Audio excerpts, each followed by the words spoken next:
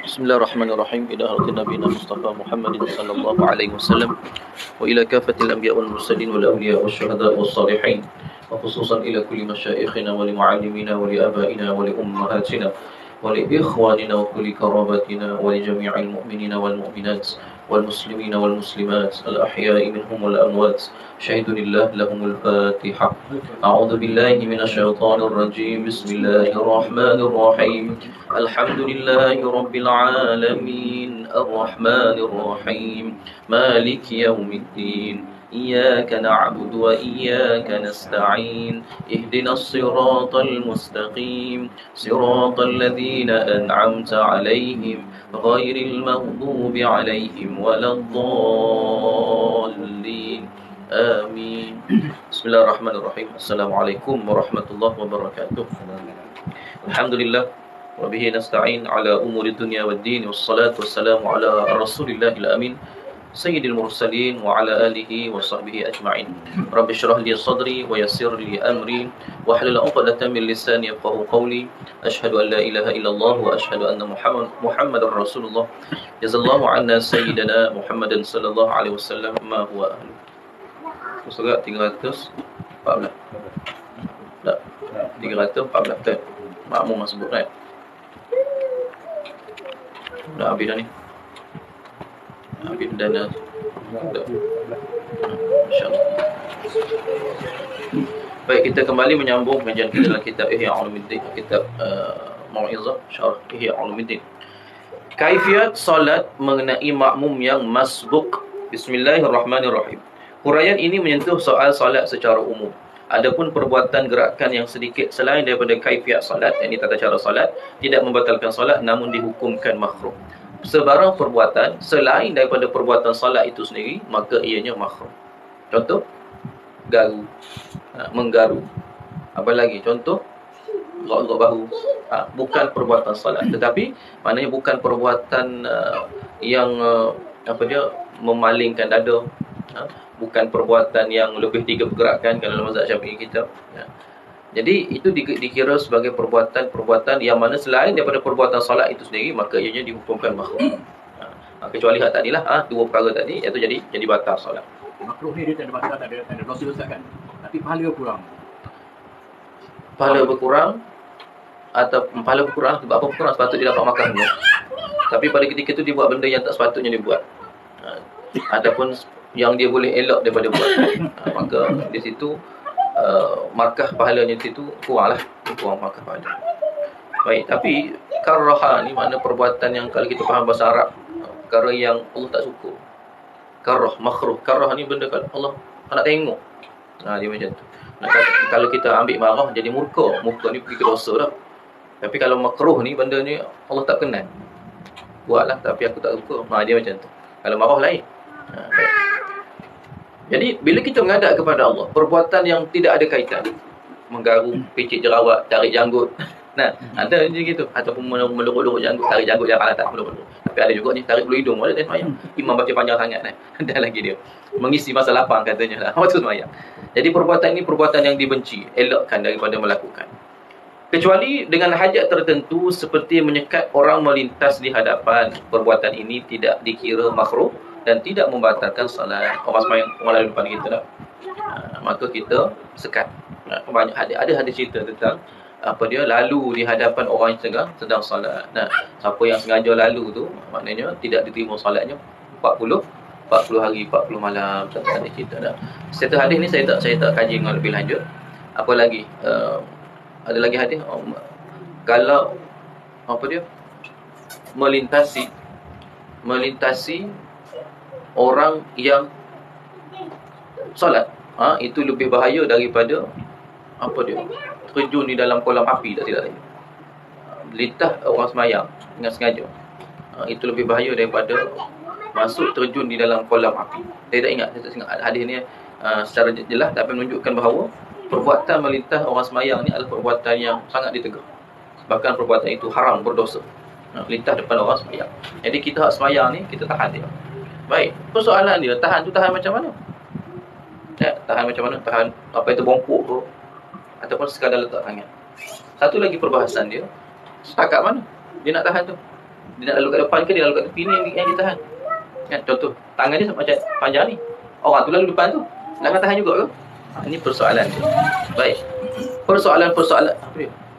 Persoalan yang berkaitan dengan apa solat ni. Ilham tolong duduk diam, Ilham. Duduk diam, duduk. Bukan main ni. Bukan tempat main ni. Persoalan dia adalah apabila kita melintas depan orang ni, tak kita melintas, mana hak dia dalam sembahyang? Hak ataupun hak dia. Kita pernah bincang dahulu sekadar kalau tangan inilah sekadar ni lah. Maknanya kalau nak sujud ni lah setakat ni sebenarnya. Setakat apa ni sedepor kan? Sedepor ni kan? Ni panggil apa? Asta ni kan? Ni lupa juga kan? Kira lupa kan? Sedepor ni kan? Satu tangan. Jika satu tangan ni. Hak depan kita lepas pada tu kira bukan hak kita dah. Ya, bukan hak kita. Sebab dalam satu riwayat, kenapa dalil dia macam ni? Sebab bila Nabi semayang menghadap ke dinding. Hak Nabi yang Nabi semayang tu kira-kira boleh melintas seekor biri-biri. Seekor biri-biri. Dah boleh sama dengan tangan lah lebih kurang. Itu daripada dinding. Nabi semayang menghadap ke dinding.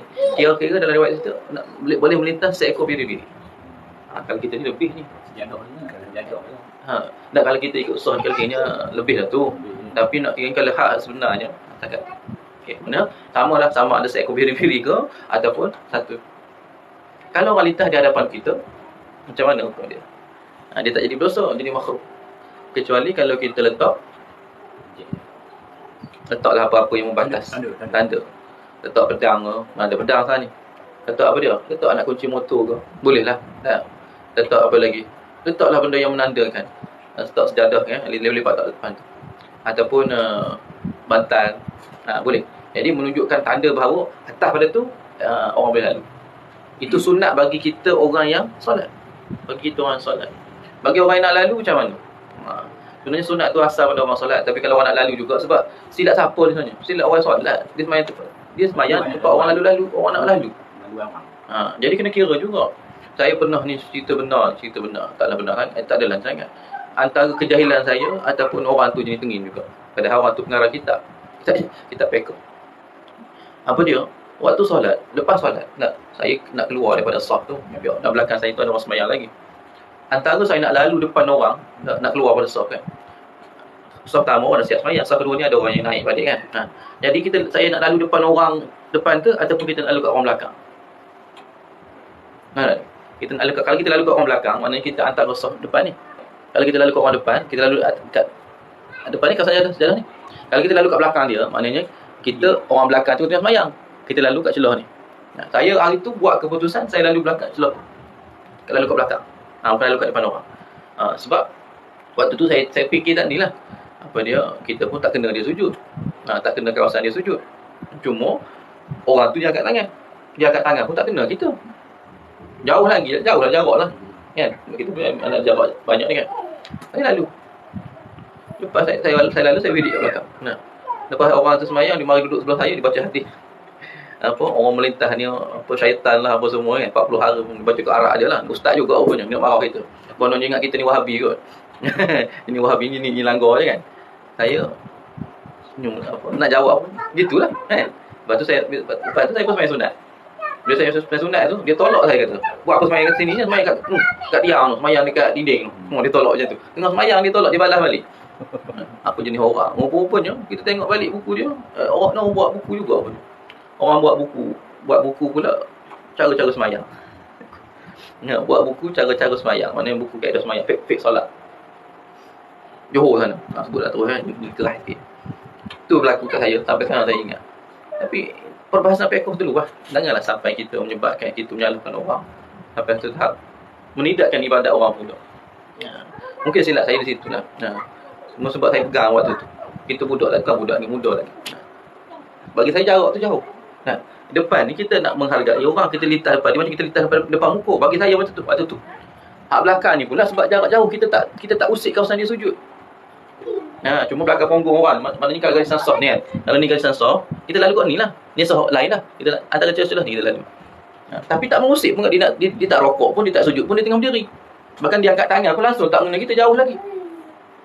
Nampak tak? Ini yang sampai sekarang saya rasa kadang-kadang agama ni kalau bawa cara macam ni tak yakin lah. Mungkin dia tu sangat biasanya orang macam ni jenis kerah, jenis kerah. Dia memang jenis kerah. Jangan dia mengaji saja hak yang betul sehingga dia menidakkan ukhuwah, menidakkan persaudaraan dalam Islam. Bagi dia tu, saya ni salah betul lah ni. Salah bahkan boleh masuk neraka dah tu. Kira tak terima dah ibadat saya. Saya sembahyang sunat pun dia tolak macam tu je. Bayangkan tuan. Dia bercakap dengan saya sunat, dia cakap kalau Allah saya ni bukan malaikat Tuhan. Sebab apa? Sebab saya dah melintas depan dia sembahyang. Dia anggap macam tu. Sedangkan jarak tu masih lagi berlaku. Kita kata jarak tu bukan jarak yang betul darurat untuk kita lalu. Di situ. Baik. Jadi ala kuliah perbincangan ini mungkin kalau kita nak mengelaklah daripada golongan yang sebegini, kita tak payah lalu depan dia. Kalau kita tengok dekat Mekah, orang lalu macam tu je. Ya, betul. Dia semayang tu. Tapi korang-korangnya dia pada adab juga. Tahu kita semayang, kita letak tu, dia tak lalu kat situ. Ya, sebab memang suasana sempit. Tu kawasan situ dan ada ni bagi keluasan dalam pekoh tu. Keluasan dalam pekoh. Tak perasan. Tak perasan tu salah satunya. Dia ramai. Kalau kita perasan, kita tak lalu lah situ. Orang lain pun tak lalu. Kata negro ni kasar. Tidak. Dia pekoh tu luar. Pik dulu. Yang penting kawasan tadi kita angkat, dia tak lalu lah. Kita nak angkat. Tapi isu saya tadi apa dia? Tak kena tangan pun jauh lagi. Ustaz tak ulur tangan salam. Yang kata kita makan. Tapi kan kalau kita tengok dia sudut tasawuf, khusyuk dia lari dah tu. Maknanya dia dalam semayang mesti dia terfikir-fikir tu. Dia ni, lepas tu dia fikir dalil apa semua. Ni fitnah orang agama macam ni. Tak kira ikut kena lalu lah. Saya pergi di pusat dah, pergi ceramah. Pergi tu. Kita muka budak lagi tu. Sekarang budak lagi lah. Nampak. Anggap pun. Tapi itu tapi nak sebutnya dia apa dia? Bila kita ni lepas tu kita tarik balik menunjukkan bahawa solat kita tu sebenarnya dah terganggu di situ. Terganggu macam mana? Kita yang sebenarnya mengganggu diri kita. Kita tak jaga dia sudut khusyuk kita dengan Tuhan. Mesti dah orang yang solat tu nak dalam tengah dia sembahyang dia terfikir-fikir apa dalil nak tunjuk kat orang ni. Lagipun dia bersalat tu tak lama saya. Cukup. Ni je. Cukup. Dia macam tak puas hati lah istilah di situ. Tak puas hati masalahnya. Tak puas hati. Mungkin dia tengok muka kita orang ngaji agama. Dia boleh beza muka orang ngaji agama tidak. Tu yang keluar dalil tu. Kalau orang biasa mungkin tak keluar dalil macam tu. Tama-tama kita pakai baju cukup musang. baju Melayu ke cukup musang tak ingat. Nak singgah semayang je pun. Tapi kisah tu lekat lah. Lekat dalam diri saya lah. Cerita bab halang orang semayang. Baik.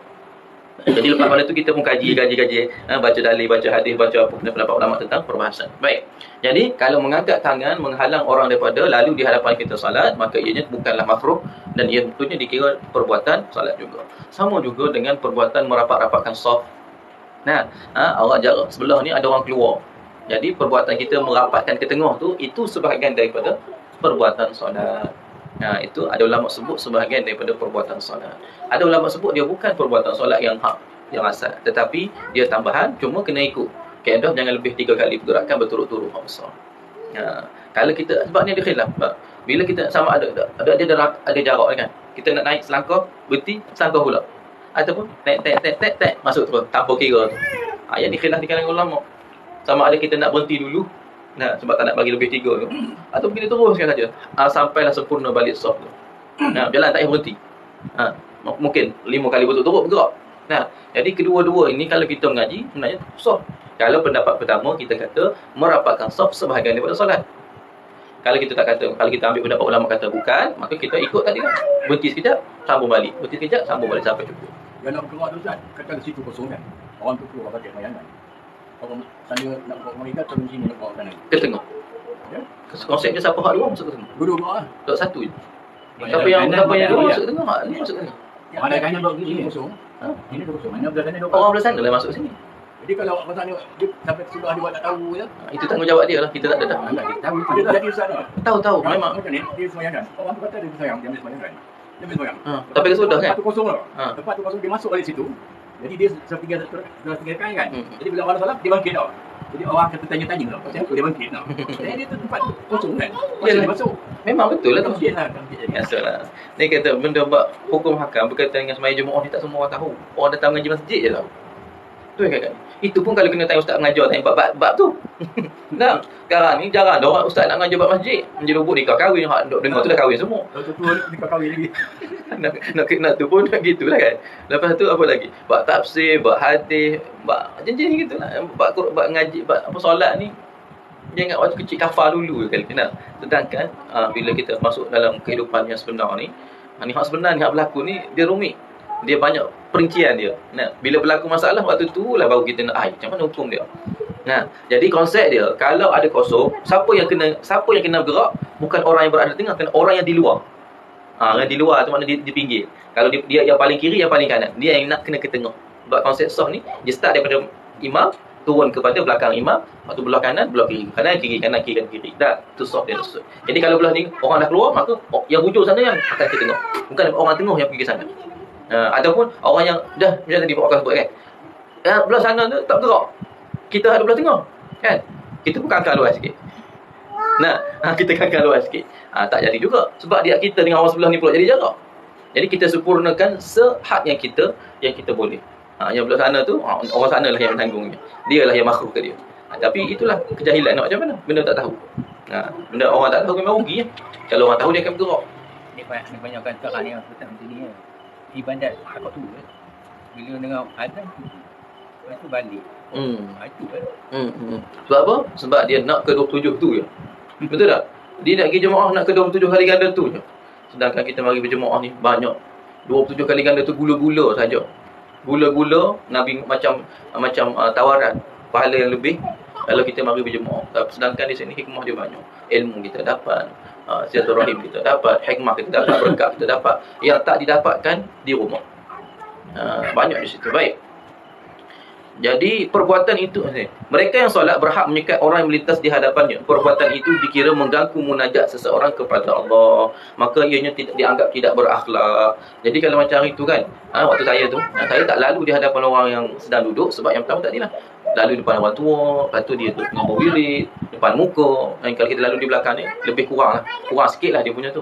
Tapi begitulah, ijtihad ni kita ni kadang-kadang orang tak setuju waktu tu. Baik. Seandainya terdapat haiwan berbisa yang merayap, diharuskan bertindak membunuhnya, seperti lipan, kalajengking serta haiwan berbisa yang lain yang memudaratkan. Waktu semayang ni, waktu semayang, kalau ada binatang berbisa lalu di hadapan, kita boleh sama ada guna pedang ataupun kita pejak, terbunuh binatang yang berbisa.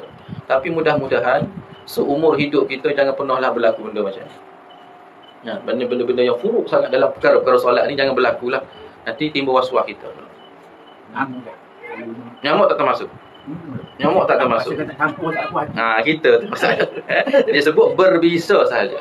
Lipan, ular, kalajengking. Tak apa hati. Alah, janganlah tampar. Ni husni je, sapu je. Sapu saja. Kalau tak sahur orang supi lagi lah. Insya-Allah rezeki kamu tu.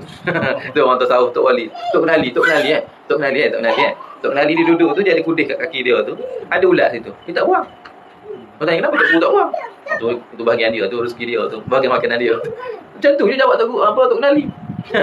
Ni orang tasawuf ni macam tu. Kita ni bukan nak suruh tak supi. Cuma dalam semayang kita ni jaga adik. Kita dalam semayang kita ni ada nyamuk. Kita nak menahan ke kita nak halau dia. Halau lah.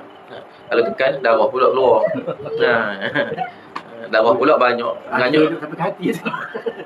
Betul ya. Dia cucuk jarum dia halus tapi rasa sendiri lah. Sampai ke hati. Pun geram. Halau lah. Tapi kan sebenarnya apa yang berlaku di sekeliling kita tu, ni tu saya sebut apa yang berlaku di sekeliling kita tu berpunca daripada kita juga. Peristiwa apa yang berlaku di sekeliling kita ada daripada kita juga. Mana kenapa peristiwa itu berlaku kat kita? Atas kiri kita juga, diri kita. Atas kita juga. Dah. Peluk tu. Pegang tu.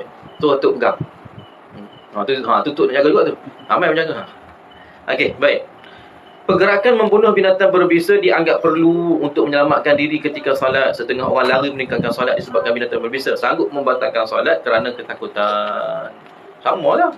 Binatang berbisa sanggup tinggal sebab solat. Ketika solat.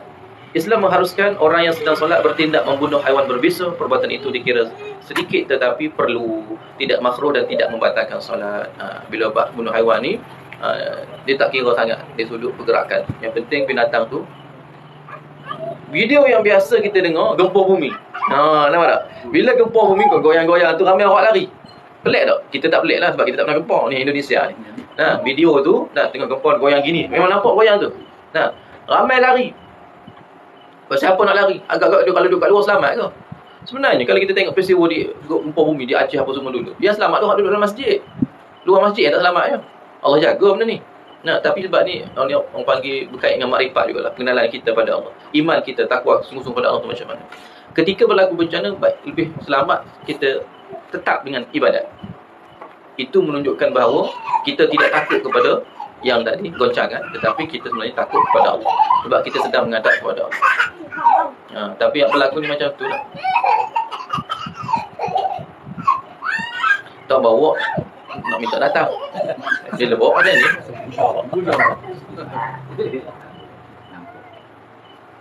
Baik. Kalau masjid saya tak bawa lah. Suara kecil boleh. Masjid saya tak bawa. Baik. Jadi lebih baik kita tetap dalam keadaan solat. Lebih baik kita. Kalaupun keadaan itu mendesak supaya kita meninggalkan tempat solat, jangan lupalah adab kita. Jangan lari macam tu. Kita dengan Tuhan kan. Apa dia? Bagi salam dulu. Assalamualaikum. Lari nak lari. Jangan batal bodoh macam tu saja. Kita jumpa orang, kita bagi salam. Bila kita nak berpisah dengan dia, maknanya kita ada salam yang terakhir, minta izin yang terakhir tu. Tambah-tambah dengan Tuhan ni kena ada adab. Ini ulama sebut adab dia. Okey, baik. Jadi macam orang yang gempur bumi tadi, tak ada seorang pun nampak dalam video tu yang bagi salam dulu.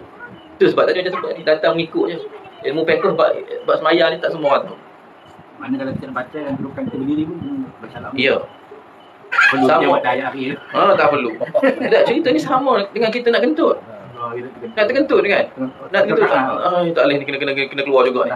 Assalamualaikum keluar tu prum. Lepas kat sana. Lepas dalam masjid. Jangan boleh lah. Tapi kalau tak tahan macam mana?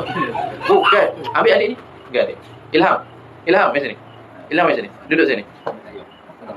Duduk sini. Ni punca ni duduk sini. Duduk sini. Nak mari sangat. Jadi, kalau kita dalam keadaan solat, tak kira rokok ke berdiri ke, Assalamualaikum kita keluar. Usahakan. Sebab sebagai adab kita. Kalau yang biasa fiqh sebut tak perlu pun, tapi kita kena campur juga adab dengan tasawuf ni, kita ngaji selari juga. Sekali. Baik. Tidak makruh menggaru gatal yang boleh mengganggu khusyuk. Menggaru dengan mengekang tapak tangan agar pergerakannya sedikit. Kekang. Tapak tangan duduk diam. Maknanya jangan. Supaya tidak makruh dan tidak batal. Pergerakan jari menggaru meskipun berulang kali dengan lama dikira sedikit tidak membatalkan solat.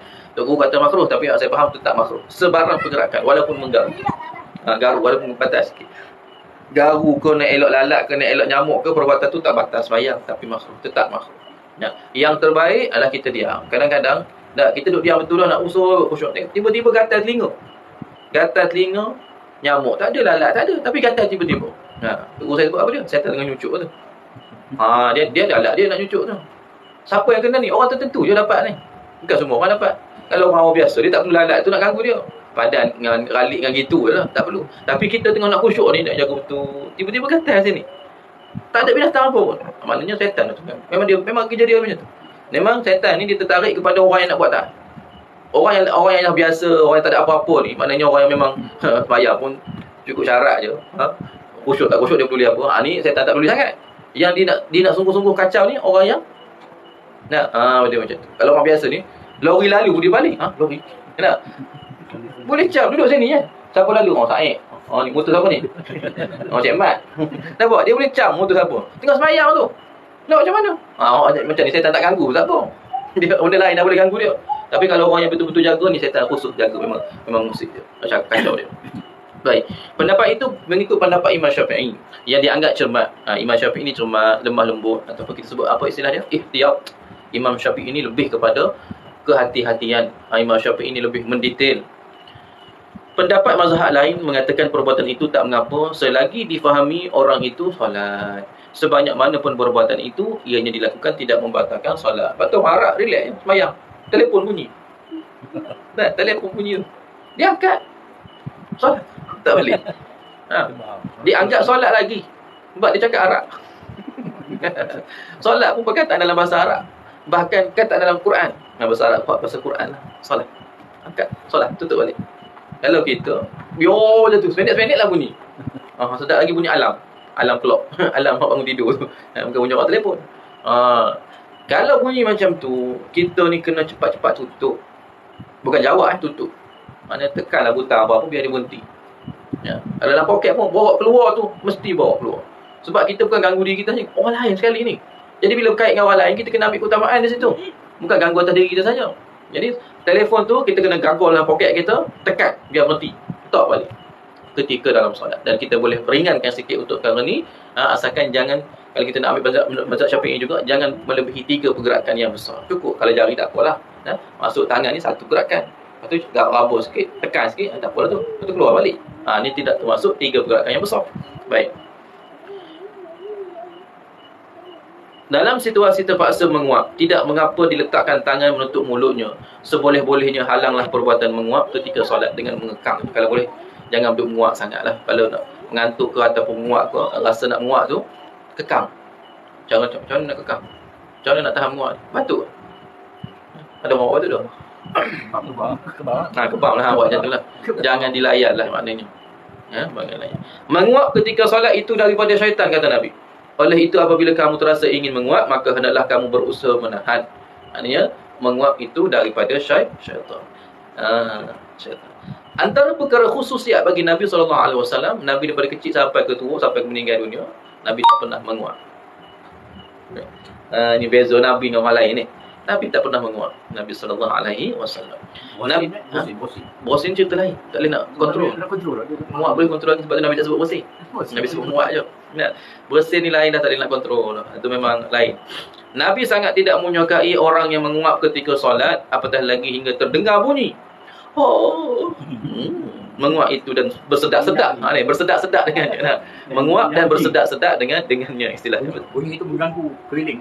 Mengganggu. Itu makruh ya. Dia buat tu makruh. Tapi bila ganggu, bila ganggu orang haram. Berdosa. Tapi tak batas sembahyang. Faham tu? Tadi muak. Kalau sedawa tak? Sedawa tak boleh kontrol. Sedawa bosin ya. Sedawa bosin tak boleh kontrol. Tak ada makruh ya. Dia macam mana sebut benda yang tak boleh kontrol ni tak boleh nak kira lah. Yang boleh kontrol saja. Tapi sedawa boleh kontrol tak? Tak boleh. Dia macam ni, bila nak berlaku tu, mari ya. Bila tu, tapi jangan buka mulut. Tapi dia bunyi kuat sangat. Bunyi tu sebab buka. Dia buka. Cuba jangan buka mulut. Bila nak keluar ni. Dia kalau nak tahan, dia bawa orang sedawa. Kita tahan tak? Nak lawan sedawa tu. Kita yang bawa. Mana? Biasalah sedawa mana tak bunyi. Dia gini. Kalau benda yang tak boleh tahan, itu tak apa. Harum. Tak apa, tak ada masalah. Benda yang macam tadi menguap, Nabi kata boleh tahan. Kalau batuk boleh tahan. Makna tahan ni istilahnya kita redamkan sedikit dia punya bunyi dia. Makna kita tahan. Gitu sudah. Kalau menguap, kita tahan kita punya ni. Ataupun kita alih macam mana buatlah. Maknanya kita jangan lepas. Jangan lepas. Istilahnya ni jangan bersedak-sedak, jangan biar biar puas hati keluar habis. Tu jangan. Tu makruh. So, baik. Jika seseorang bersin ketika solat, maka dia boleh mengucapkan Alhamdulillah tetapi dalam hati saja. Ini ada perbahasan ulama ni. Ihdinas siratal mustaqim.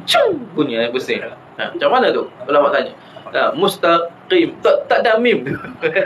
Betul tak? Nak ulang hati. Tetapi kadang-kadang Alhamdulillah ni macam latah juga. Itu bi'at kan. Bila bersin Alhamdulillah keluar tu. Ada orang macam tu.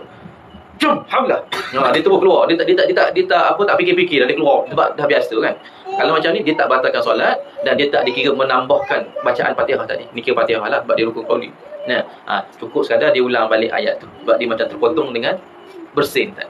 Ni ada perbahasan ulama cerita bab bersin. Tidak mengapa seandainya sendawa. Ni baru masuk ni, cepat sangat tanya ni. Tetapi usah mendongak ke atas bagi melegakan sendawa tersebut. Tak maksudnya nak habis keluar. Jangan. Doyan pula. Ingat dia kata tahan. Makruh ni, dengar sini. Makruh ada kebun durian tapi tak bagi ke ustaz. Nak sebut awal-awal tu. Makruh. Tak bagi ke ustaz. Lepas tu sendawa pula time semayang. Dia ganggu. Dia macam dia hukum ni dia masuk semacam petai jering tu. Ataupun bawang putih. Nabi kan makan bawang tu bau ni mulut termasuklah dalam perkara durian sebab dia makanan yang kuat gas, kuat bau dia. Kalau macam ni jangan dekat semayang. Jadi makruh pula sendawa ya? Tidak. Bau mulut ni, cerita bau mulut. Bau mulut. Kalau sendawa cerita lain. Cerita yang tak boleh kita elak. Cuma bau mulut tu. Dekat semayang ni kalau boleh kari-kari pun jangan lekat di tangan. Lepas main makan tengah hari kan. Lekat lagi bau gulai apa semua. Bau sambal, pelacan pula. Jadi bila semayang tu kalau terbau kat orang sebelah nanyalah ke dia. Jadi benda itulah yang kita kena elak. Kalau boleh semayang ni jaga sungguh, basuhlah dengan sabun sikit. Biar bau wangi lah, jangan bau buat makanan yang macam. Andainya terdapat hanya seorang makmum lelaki, dia perlu berdiri rapat di sebelah imam. Ini cerita kedudukan pula. Sebelah kanan. Kalau seorang saja makmum, sebelah kanan imam. Sebelah kanan ni macam mana? Jarak mana? Sebelah kanan. Dalam perbahasan dia, cukup sekadar kita belakang tumit dia. Tak perlu jauh sangat. Nak belakang lagi pun tak ada masalah. Tapi kalau nak jumpa, jangan sama. Tu je konsep dia. Jangan sama tumit dia sama tinggi dengan imam. Dia kena rendah, kita kena belakang sikit. Itu saja. Kalau orang perempuan kena belakang tu. Ni orang rumah. Jangan kita fikir imam sini, anak lelaki belah kanan, orang rumah belah kiri. Orang rumah kena belakang. Dia kena belakang, kena di belakang betul, belakang imam. Maknanya kalau pusing kiri kanan memang tak nampak dah muka dia, tak nampak dah dia. Memang dia kena belakang betul, belakang. Straight dengan imam. Itu cerita makmum perempuan. Dia kena ada apa jarak imam dengan makmum perempuan, dia boleh buat satu baris. Satu baris. Macam inilah. Imam, ni perempuan. Kalau dia tak boleh duduk sini, ni belah kiri. Belah kanan ni lelaki. Jadi kalau ni ayah, anak seorang sini, mak sini. Mak di belakang. Dia macam tu. Peraturan ini daripada Allah bagi menunjukkan antara lelaki dan wanita ada beza dari segi protokol. Seperti yang dia gambarkan dalam solat. Percubaan oleh segolongan pihak menyamakan lelaki dan wanita umpama menyamakan benda yang berbeza. Ini macam kisah Aminah Wadud lah. Aminah Wadud, profesor tu. Profesor bidang syariah di Amerika Syarikat. Di Universiti di Amerika. Dia salah dalam bidang ijtihad tafsir dia. Sebab suasana dia dalam keadaan tempat dia tu tak ada orang lelaki boleh jadi tok imam. Dia seorang yang pandai mengaji, istilah dia. Maka dia ijtihad untuk dia jadi imam, orang lain ikut belakang. Masalah lebih besar lagi, sebab dia bercampur. Besar belakang pula, dia tidak ada asing antara lelaki dan perempuan. Boleh duduk sebelah-sebelah.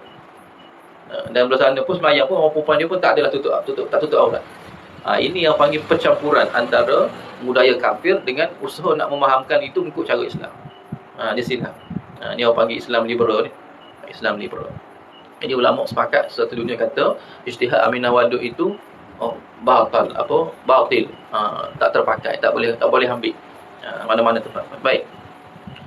Ketidaksamaan itu diiktiraf oleh Islam. Tidak disamakan juga ia mendatangkan petaka kepada manusia seperti terjadi di luar Islam. Persamaan itu menyebabkan ikatan rumah tangga masyarakat menjadi kacau bilau. Sama saja lelaki dengan perempuan, kacau. Allah letak dah ar-rijalu qawwamuna 'alan nisa. Lelaki itu ar-rijal qawwamu, lebih utama, lebih berdiri, lebih kuat berbanding dengan nisa, perempuan. Kerana apa dia? Keutamaan lelaki kerana kelebihan yang Allah beri kepada dia. Atas tanggungjawab dia. Dari sudut psikologi pun, minda, otak yang Allah beri kepada orang lelaki memang otak untuk mengurus. Otak untuk mengurus secara besar, garis besar. Otak perempuan pula, dia mendetail. Dia benda halus-halus, dia benda-benda yang kita kata benda-benda yang kecil-kecil. Dua-dua ni kena ada. Kalau nampak yang besar sangat, yang masalah kecil-kecil ni tak nampak. Yang nampaknya orang perempuan, maka kena duduk sekali juga. Tetapi kalau sama tak boleh. Sebab bila keputusan-keputusan penting, bila ijtihad penting, perlu kepada lelaki untuk menentukan. Sebab ini lebih kepada hikmah di sini. Baik. Jadi dalam urusan memutuskan perkara-perkara dalam rumah tangga, kena keputusan daripada lelaki. Kerana memang Allah beri kepada dia bijaksana lebih dalam menyelesaikan masalah. Memang otak lelaki, otak solusi. Otak menyelesaikan masalah. Otak perempuan, dia lebih banyak kepada otak emosi. Kecuali kalau dia latih solusi lah. Otak perempuan biasanya lebih kepada emosi. Orang lelaki dia ada logik, dia lebih kepada logik, dia lebih kepada nak selesai masalah. Sebab tu orang lelaki tak banyak cakap. Sebab dalam kepala dia ni banyak berfikir macam mana nak buat. Orang perempuan dia cakap dulu, lepas dulu, fikir kemudian. Baik. Di mana orang lelaki tidak menguasai dan bertanggungjawab terhadap wanita, dan wanita tidak berasa dirinya di bawah perlindungan kaum lelaki, keadaan ini bercelaru sehingga tidak dapat dipastikan siapa ketua keluarga dalam rumah. Zaman kita sekarang ini banyak kerosakan berlaku di media-media. Sebab apa dia? Banyak sangat dia macam quotes ataupun poster ataupun kata-kata yang seolah-olah membela kaum wanita, kaum isteri, sehingga menyebabkan apa dia? Rosak rumah tangga. Contoh dia, apa dia? Perkataan tu. Isteri tak perlu sebenarnya memasak. Isteri tak perlu sebenarnya kena kemas rumah. Semua tu tanggungjawab suami. Isteri ni tanggungjawab dia layan suami saja. Jadi istilah layan tu hanya dipahami layanan tempat tidur. Kalau macam tu apa beza dengan pelacur? Ini silap. Sebab dia nak relax kat rumah. Dia relax. Dia ambil ayat tu. Hukum fiqh bukan macam tu. Kalau kita tengok zaman Nabi, isteri Nabi sendiri pergi ambil air kat telaga, pergi buat kerja. Nabi duduk berdakwah, dia cari buat kebun. Isteri Nabi sendiri, maknanya tangkap ikan ke apa semua. Ada pekerjaan yang dilakukan. Tugas isteri adalah untuk memudahkan tugas suami. Itu konsep dia. Cuma Allah letak batu asas. Suami kena sedia ni, kena sedia ni, kena sedia ni. Untuk hidup bersama, kena buat sama-sama. Begitu saja. Jadi, mencari rezeki, nafkah ni utama pada suami. Adakah isteri tak perlu cari rezeki? Tak. Tengok keadaan keluarga dia lah. Tengok keadaan keluarga. Bukan kata bila kata wajib isteri tak boleh cari ataupun isteri tak payah cari. Baik. Jadi benda berkaitan dengan rumah tangga ni, walaupun kadang-kadang boleh berlaku isteri lebih mahal gaji daripada suami. Cinta di tempat kerja. Suami bodyguard. Isteri cikgu. Gaji cikgu RM5,000, gaji bodyguard RM2,500. Jadi adalah perbezaan di situ. Tapi Islam kita garis, macam mana pun suami syurga duduk dia. Keputusan dekat pada dia. Jangan daripada jumlah gaji atau pangkat tadi menyebabkan isteri rasa dirinya sudah mampu jaga diri dia. Ni biasa berlaku ni. Bila dia dah ada pangkat, dia ada jawatan, dia tinggi-tinggi dah, dia rasa dia tak perlu dah kepada suami, dia lupa bahawa izin kerja tu daripada suami. Keberkatan hidup adalah dengan keberkatan kita memahami antara satu sama lain. Keberkatan suami adakah pada isteri? Nak tanya. Ni ada ayat juga ni. Keberkatan gaji suami apabila dia banyak memberi kepada isterinya. Isteri bila ayat macam ni, dia tanya suami dia. Kalau macam tu tak payah bagi kat mak tu, bagi kat ayang je. Suami pula, dia anak lelaki, ada tanggungjawab pada ibu dia. Ni kena faham juga ni. Dia ada tanggungjawab dengan ibu dia. Isteri tadi cukup makan minum tak apa dah, tapi mak dia kena jaga juga. Ataupun kalau dia ada adik perempuan pula janda, dia kena jaga tu. Dia kena jaga tu. Dia kena tengok anak saudara dia tu, anak dia tu. Macam Nabi dengan Abu Talib kan. Nabi Muhammad kecil. Siapa yang jaga? Tok dia. Lepas tu siapa? Pak saudara. Pak saudara jaga. Sebab apa dia? Tanggungjawab macam anak dia dah tak hukum di situ. Okey, baik. Sebab tu berat dari sudut lelaki ni, tanggungjawab dia berat. Baik. Orang perempuan kalau dah bercerai, anak tu tak ada tanggungjawab sebenarnya. Bila dia dah ada suami, dia dengan suami dia, anak tu dibalik pada ayah sebenarnya. Tapi kita orang Melayu, biasanya bila bercerai ni, suami tak bertanggungjawab. Suami kaki dadah ke, suami ada masalah ke, suami tak boleh nak kerja ke apa semua, banyaklah namanya isu. Bukan cerai mati cerai ni. Jadi terpaksa anak tu dijaga oleh mak. Sebab suami tak boleh nak harap. Sebab tu keputusan tu. Tapi kalau ikut hukum asal, anak tu dibalik pada ayah sebab tanggungjawab ayah. Bin pun bin ayah. Kan? Bin syariat kata bin ayah bukan bin mak. Bin ayah. Jadi mak tadi sebenarnya bila dia dah kahwin lagi, dia dah kahwin lain. Anak tu tak ada tanggungjawab dia dah, tanggungjawab ayah tu. Tanggungjawab ayah sebenarnya. Tanggungjawab ayah. Baik.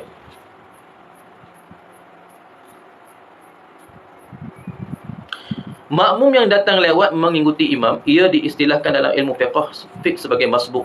Meskipun makmum masuk lewat ketika imam sedang membaca surah atau sedang berada di rakaat mana sekalipun, maka saat itu permulaan solat dan rakaat pertama bagi yang masbuk. Duduk. Makmum wajib melaksanakan apa juga kaifiat atau rukun yang dilakukan oleh imam. Makmum wajib melengkapkan solatnya sehingga cukup rakaat dan rukunnya sehingga selesai salam. Cerita ni saya tak nak panjang-panjang lah, kita dah faham dah. Cuma isunya makmum masbuk, makmum muafiq je kan. Masbuk ni maknanya dah lewat dah. Baik. Sekiranya makmum dalam masbuk berada dalam rakaat kedua solat subuh, makmum bersama dalam kunut imam, dan ketika menambah rakaat, makmum hendaklah membaca kunut dia sendiri. Faham tak ni? Dia masuk-masuk kunut. Maknanya apa dia? Lepas rokok dah. Lepas rokok dah. Jadi rakaat tu dia hanya dikira mengikut imam, tapi dia tak kira rakaat. Kan? Jadi dia kena tambah 2 rakaat lagi. Jadi dia kena kunut dia sendiri lagi, tambah 1 lagi. Maksudnya andainya makmum sempat bersama imam berada di setengah dari qiyam waktu berdiri, maknanya imam mungkin baca surah ataupun imam tengah baca Fatihah. Sepatutnya makmum tidak membaca doa iftitah. Imam tengah baca dah, tengah bunyi dah. Jadi dia masuk-masuk tu terus baca Fatihah. Kalau imam dah baca surah, dia baca Fatihah terus. Tak perlu dah Allah Akbar kabira tu, tak perlu. Tak ada sunat dah. Habis dah waktu sunat tu dah habis. Anda faham Doa iftitah ni sebelum baca Fatihah. Fatihah siapa yang dikira? Fatihah imam. Bila imam dah baca Fatihah, kita pun tak boleh nak baca doa iftitah dah. Apatah lagi kalau kita masbuk, kita mari lewat ni. Tak perlu nak Allah Akbar kabira, tak perlu. Tak ada sunat dah di situ. Kita terus kepada baca Al-Fatihah. Bahkan makmum terus menggulakan bacaan Fatihah dengan secepat mungkin agar lengkap agar sempat habislah. Sekiranya imam rukuk sebelum makmum lengkap baca Fatihah, maka makmum kena anggarkan sekira-kira sempat untuk menurut imam dalam i'tidal. Maknanya bila imam bangkit daripada sudut tu macam mana kena rokok. Kan? Kita ihdinas siratal mustaqim, imam pun Allahu akbar rokok. Jadi kita kena cepatkan bacaan kita, kira-kiranya imam tu bangkit daripada rokok, kita dah selesai Fatihah, kita dah rokok.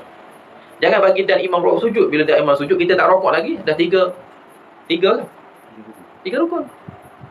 Rokok 1, i'tidal 1, sujud 1. 3 rukun. Jangan bagi lebih. Baik. Jika pada pendapatnya tak sempat, maka hendaklah dia ikut imam. Kalau tak sempat juga nak tak ada ni, ikut je imam. Sebahagian Fatihah yang belum selesai dikira sempurna, ditanggung oleh imam lantaran makmum berkeadaan masbuk. Ini mengikut pendapat mazhab Syafi'i. Jika mengikut pendapat mazhab Hambali, bacaan makmum yang dikira rukun ditanggung oleh imam. Bacaan makmum yang ditanggung oleh yang dikira rukun ditanggung oleh imam. Kalau tak ada juga, tak apalah rokok.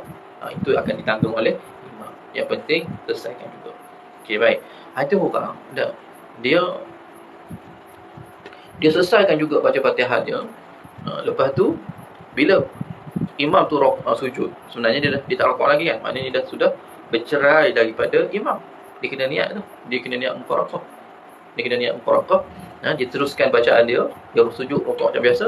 Kemudian bila berdiri tu dia sambung balik. Maknanya aku niat imam balik. Ada juga yang berpendapat sebegitu. Ada bukan berpendapat, ada juga kaedah boleh buat macam tu. Ini bagi orang yang mungkin dia ada masalah fiqh, dia tak faham ni. Ataupun dia tak puas hati kalau tak habis baca Fatihah. Ada juga jenis macam tu. Baik. Ataupun memang jenis imam tu memang dia baca laju sangat. Memang tak terkejar gitu. Kita nak ikut fiqh pun imam pun tak faham fiqh sangat. Imam pun macam tak faqih. Jadi ini mengganggu. Baik. Jadi kalau macam ni, ada orang yang dia rasa tak puas sembahyang macam ni. Tapi sebab tu dia imam yang ada. Dia bukan baca slow sangat, tidak. Tetapi imam tu terlalu laju. Ada juga jenis macam tu. Jadi rokok pun dia tak memang dia mengaku tak boleh nak sempat. Dia pun tak cukup kederak nak laju macam tu, tak boleh. Jadi dibaca saja slow macam biasa dia boleh buat. Bila berdiri balik, imam pun berdiri lagi, dia cuba ikut balik. Dia pun baca Fatihah balik sekadar dia sempat. Kalau tak sempat juga, maknanya 2 kali dah dia masuk ke situ. Baik. Jadi sebenarnya dalam solat kita boleh keluar dan masuk ikut imam. Kita boleh keluar dan kita boleh masuk balik. Sama juga. Imam tamu, imam hak dekat depan lah. Dia siap sembahyang dah apa semua. Kita pun naik. Ada 2 orang naik. Dua-dua ni maknanya dengan imam tu masuk. Tapi bila dah bagi salam, tak ada kaitan dengan imam tu dah. Kita mari lewat sikit, kita pun turun sikit. Kita nak ikut dia ni pula. Saya sama-sama lewat pun boleh. Dia sama-sama lewat ni.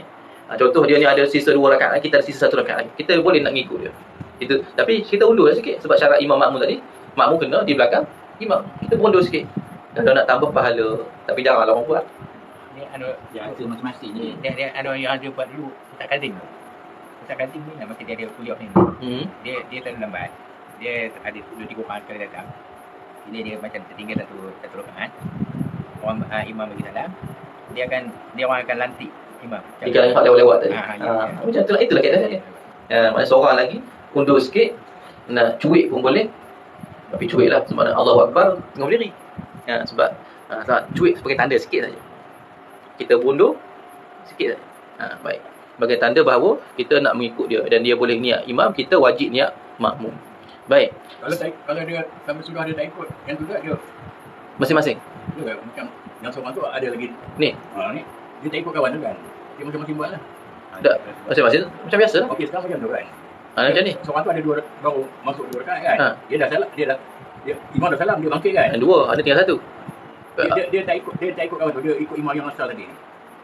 Bukan ikut imam asal. Imam dah salam lah. Imam dah bagi salam, nak ikut macam mana? Masing-masing nak. Cuma tak ada masa. Masing-masing nak. Dia nak selesai. Itu macam biasalah. Nak selesaikan baki masing-masing.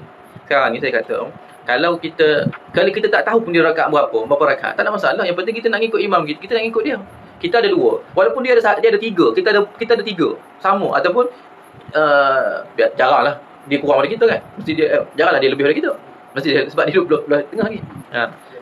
Jadi kalau macam tu tak ada masalah. Yang penting kita niat nak ngikut dia dan kita setakat kita sempurnakan cukup bilangan kita punya. Contohlah kalau anda kata berlaku, kita punya 2, dia ada 3 lagi. Dia 3 rakaat, kita 2. Contoh kalau berlaku macam tu. Sampai rakaat yang ketiga cukup 4 kita, dia nak tambah 1 lagi. Kita cukuplah. Kita mufarakah daripada dia, kita tarik akhir lah, kita tak payah ikut dah. Dia macam tu sebab dia nak kena naik 1 lagi kan. Contoh, tapi janganlah berlaku macam tu. Tapi boleh. Kita nak cukupkan, sempurnakan rakaat yang tak habis lagi, tetapi kita nak tambah lagi pahala berjemaah. Sebab yang tadi dapat separuh, kita nak dapatkan separuh lagi dengan dia. Boleh buat macam tu. Seandainya makmum belum selesai baca surah dan imam sudah turun rukuk, maka makmum perlu tamatkan surah. Surah tak apa. Baca surah tidak serupa hukum dengan baca Fatihah. Fatihah wajib. Surah tidak mengapa jika tidak habis. Jika makmum mendapati imam sujud atau sedang duduk tahiyat akhir, maka makmum wajib angkat takbiratul ihram, takbir intiqalat dan terus sujud. Maknanya apa dia? Tahiyat akhir dah. Allahu akbar. Tu duduk. Takbir intiqalat ni apa dia? Takbir antara tu kan. Allahu akbar. Allahu akbar. Tak boleh. Jadi 2 kali, tak boleh. Sekali saja. Allahu akbar. Terus duduk. Faham kan? Dia tak perlu Allahu akbar, lepas tu nak duduk pun Allahu akbar sekali lagi. Tak perlu. Sekali saja. Pada takbiratul ihram saja. Okey, baik. Terus sujud atau terus baca tahiyat akhir bersama imam. Baik. Jadi orang yang hikmah ataupun orang yang faqih dalam ilmu fiqh ni, bila dia salat, dia jalan masuk pun relax, tak perlu nak berlari. Mana yang disempat dengan imam, itulah yang dia angkat takbir. Dan jangan menunggu. Seboleh-bolehnya, contoh imam tahiyat awal lah. Dia tunggu imam naik dulu. Kalau macam ni dia rugi sikit pahala. Kali dia ingat tahiyat awal, lepas kali imam tu salam. Itu lagi rugi dah. Kalau tahiyat awal dia terus duduk. Walaupun boleh saja nak berdiri, tapi ada 2 kaedah. Kita nak duduk ataupun yang penting angkat takbir terus. Allahu akbar, kita tak nak duduk, kita tunggu saja. Tunggu imam naik baru baca Fatihah. Ataupun kita Allahu akbar, kita terus duduk tahiyat awal. Begitulah insya-Allah. Wallahu taala a'lam. Bismillahirrahmanirrahim. Allahumma shalli ala Muhammad, Allahumma faqihna fid din wa 'allimna ta'wil wa sallallahu alaihi wasallam. Alhamdulillah. Assalamualaikum warahmatullahi wabarakatuh.